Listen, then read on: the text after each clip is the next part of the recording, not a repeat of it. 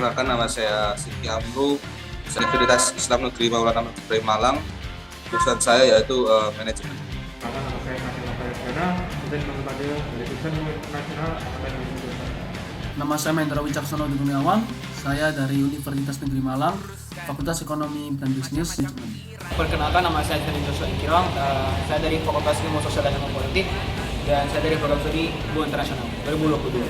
Perkenalkan, nama saya Jessica Novia Agatha, saya dari Universitas Negeri Malang, Fakultas Ilmu Pendidikan, jurusan Bimbingan dan Konseling. Untuk pertanyaan pertama, menurut Anda, apa itu kebebasan beragama? Kebebasan beragama adalah kebebasan untuk memilih agama tanpa ada paksaan. Kebebasan beragama itu saya adalah ketika seseorang itu tidak dipaksa untuk memilih suatu agama dan dia dapat menjalankan ajaran agamanya dan tidak akan dia anut secara bebas tanpa alasan. Menurut saya, kebebasan beragama adalah sebagai seorang manusia, kita berhak meyakini agama apa yang ingin kita yakini tanpa adanya paksaan. Kebebasan beragama menurut saya bahwa semua orang bisa bebas memilih agamanya dan menurut agamanya itu. Menurut saya, kebebasan beragama itu kebebasan dalam memilih agama yang dianut orang tersebut tanpa adanya suatu paksaan. Pemimpinan siapa yang paling berhasil menegakkan sila ke-1? Berhasil menurut saya Gus Dur, karena salah satu kebijakan beliau yaitu meliburkan hari besar agama di Indonesia. Pada saat Abdurrahman Wahid, jadi saat Abdurrahman Wahid itu kan agama Konghucu yaitu sebagai salah satu agama yang sangat jarang di era Soeharto. Jadi itu kan menunjukkan proklamasi agama yang baik. Pada saat Gus Dur buat hari libur untuk umat beragama seperti itu. Menurut saya Pak Jokowi, karena apa yang saya lihat dari program-program dari era Pak Jokowi itu lebih menguntungkan bagi semua umat beragama di sini, dan tentunya tidak ada diskriminasi agama. Menurut saya, sepertinya Gus Dur ya, karena beliau itu sangat toleransi terhadap umat beragama yang lain, serta pada zaman itu bisa dilihat ya kalau beliau itu mengesahkan 6 agama di Indonesia. Apa pengertian Anda tentang HAM? Hak asasi manusia yaitu hak yang dimiliki manusia dari lahir.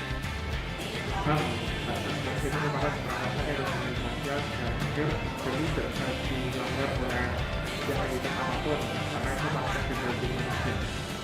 HAM menurut saya adalah hak yang diberikan oleh Tuhan Yang Maha Esa kepada setiap individu di dunia. HAM adalah sesuatu yang melekat pada manusia pada saat mereka sudah ada di dunia, dan itu merupakan hak kewajiban yang harus dipenuhi oleh pemerintah. HAM itu hak asasi manusia yang sangat melekat pada diri seorang manusia. Era kepemimpinan siapa yang paling berhasil menegakkan sila kedua di era reformasi? Gus Dur lagi, karena beliau berhasil menghilangkan diskriminasi terhadap etnis Tionghoa tentang agama, kepercayaan, dan adat istiadat Cina. Menurut saya Gus Dur. Ya, menurut saya itu Gus Dur, pahlawan HAM. Menurut saya masih tetap Pak Jokowi. Alasannya lebih tepatnya kita lihat yang di Papua, bahwa di Papua itu biasanya itu menampilkan akses dan hal lainnya yang sangat minim, dan pada saat era Pak Jokowi setidaknya orang-orang yang ada di Papua dan di sini itu lebih terperhatikan. Menurut saya Jokowi ya, karena terlihat dari tercukupinya hak-hak yang harus dimiliki oleh rakyat. Apa pengertian Anda mengenai integrasi Indonesia? Penyatuan seluruh masyarakat Indonesia dalam seluruh aspek kehidupan. Integrasi Indonesia itu adalah ketika seluruh elemen dari Indonesia itu yang beraneka ragam bersatu padu untuk satu mereka dan satu jiwa mewujudkan cita-cita Indonesia.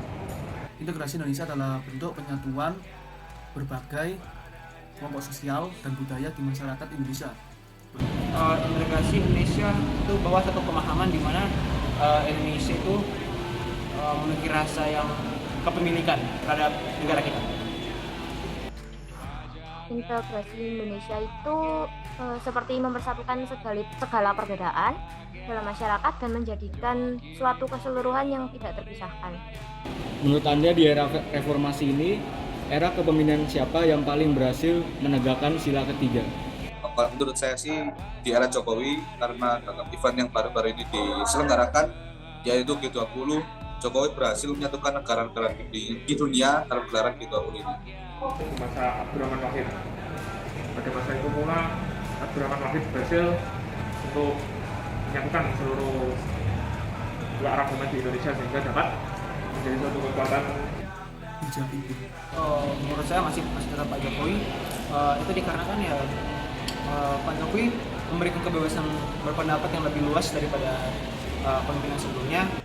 Kalau menurut saya Bapak SBY ya, Susilo Bambang Yudhoyono, karena sesuai dengan kabinet kerjanya pada 2 periode itu, yaitu Kabinet Indonesia Bersatu. Selanjutnya, menurut Anda apa itu kebebasan berdemokrasi? Kebebasan berdemokrasi yaitu kebebasan menyampaikan pendapat tanpa adanya paksaan. Menurut saya kebebasan demokrasi itu adalah kebebasan di mana penyampaian kritik, saran, dan pendapat itu dapat dilaksanakan secara langsung, umum, bebas, jujur, dan juga adil.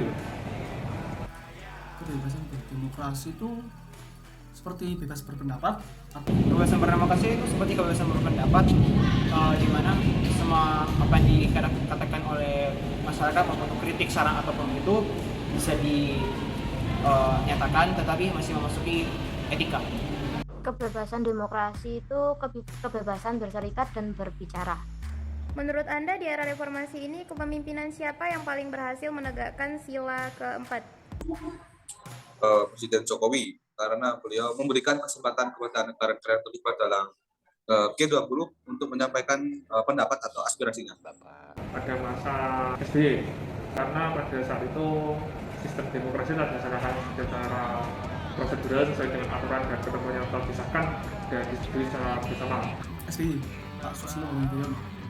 Saya masih tetap Pak Jokowi, itu dikarenakan banyak kritik yang didapati oleh beliau, tapi kritik itu diambilnya dan tidak dimasukkan dalam hati, dan itu menjadi sebuah media yang membuat dia itu untuk lebih memperbaiki keadaan Indonesia. Kalau menurut saya yang terlihat itu Jokowi ya, karena terlihat dari gimana caranya masyarakat itu bebas sekali untuk mengekspresikan pendapatnya serta keinginan-keinginannya. Apa pengertian Anda tentang keadilan sosial? Keadilan sosial yaitu perlindungan hak dan kewajiban untuk seluruh warga Indonesia. Menurut saya keadilan sosial itu adalah persamaan perlakuan dalam sosial terhadap seluruh kelompok-kelompok sosial yang ada tanpa membedakan mereka. Keadilan sosial adalah setiap warga negara memiliki hak yang adil, tidak dibeda-bedakan sehingga mensejahterakan warga negara tersebut. Keadilan sosial di mana para masyarakatnya itu makmur dan hidup dengan tercukupi. Keadilan sosial ini seperti simbol persamaan hukum bagi seluruh lapisan masyarakat tanpa pandang bulu, serta sebagai sarana penyebaran keharmonisan dalam bermasyarakat. Dan siapa presidennya yang berhasil menegakkan keadilan sosial ini? Kalau menurut saya di era Jokowi, karena Jokowi membuat program Indonesia Pintar, yaitu program yang diciptakan untuk keluarga yang menengah ke bawah, diberi kesempatan untuk bersekolah mulai dari SD sampai SMA. Itu pada masa SBY. Karena pada masa SBY itu setiap kelompok sosial itu telah diajak untuk berkawan dan juga diajak bersama-sama berjalan untuk menciptakan diri yang baik, sejahtera dan makmur. Saya Jokowi karena wong cilik. Untuk sekarang, kondisi sekarang saya masih tetap memilih Pak Jokowi. Itu karena lebih tepatnya karena Pak Jokowi sudah menangani seperti kasus besar seperti COVID-19, di mana itu merupakan sebuah hal yang besar dan tidak bisa dibandingkan dengan presiden-presiden yang lainnya, karena itu sudah mengikuti 2 tahun dan itu merupakan krisis sangat besar bagi Indonesia selain dari krisis ekonomi, dan lebih mengambil nyawa dari krisis ekonomi sebelumnya. Dan sampai sekarang pun Pak Jokowi masih berusaha keras untuk menghilangkan coronavirus dari Indonesia bagi para masyarakatnya untuk hidup lebih baik. Menurut saya seperti itu. Sepertinya Jokowi ya, karena terlihat dari pembangunan negara ini sangat merata gitu.